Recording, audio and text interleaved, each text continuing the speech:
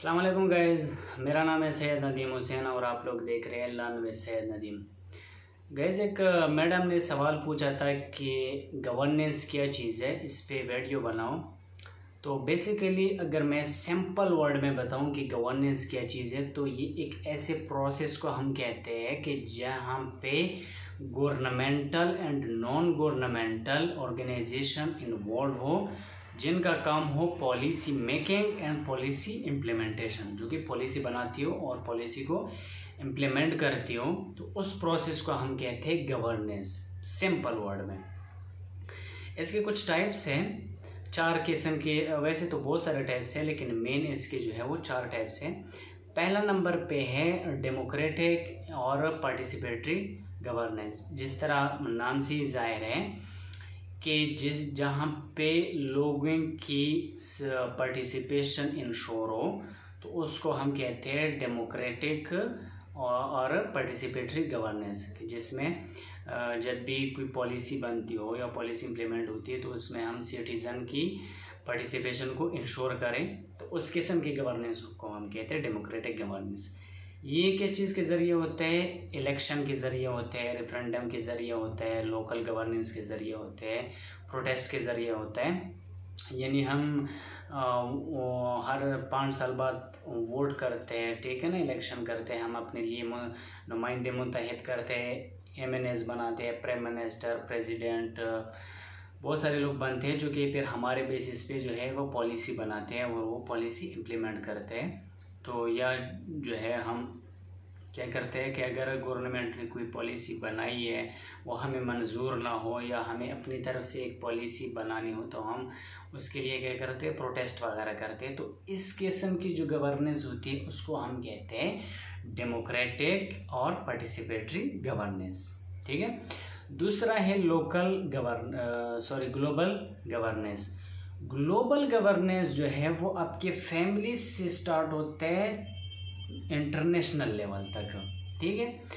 यानी आजकल के दौर में अगर मैं एग्जांपल दे दूं कि जो वीक कंट्रीज़ हैं उसको IMF हो गया, वर्ल्ड बैंक हो गया या UNO हो गया, ठीक है, ये लोग क्या करते हैं, लोन दे देते हैं।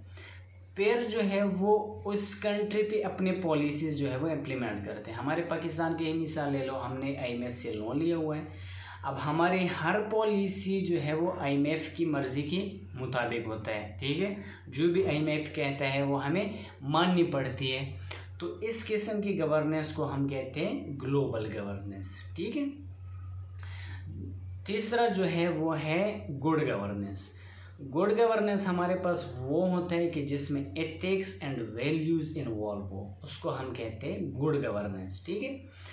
अब सवाल ये आता है कि गुड गवर्नेंस कब बनता है, यानी कब ये चीज़ वजूद में आ जाती है। ये तब आता है कि जब गवर्नेंस में इक्वलिटी हो, जिस गवर्नेंस में एफिशिएंसी हो, जिस गवर्नेंस में अकाउंटेबिलिटी हो, जिस गवर्नेंस में रूल ऑफ लॉ हो, तो ये सारी चीज़ें जब एक ही गवर्नेंस में मौजूद हो, तो हम उसको कहते हैं गुड गवर्नेंस। जो कि ऐसा पॉसिबल नहीं होता, ठीक है, कि गवर्नेंस में एथिक्स हो, वैल्यूज़ हो, तो ये आजकल के दौर में मौजूद नहीं है।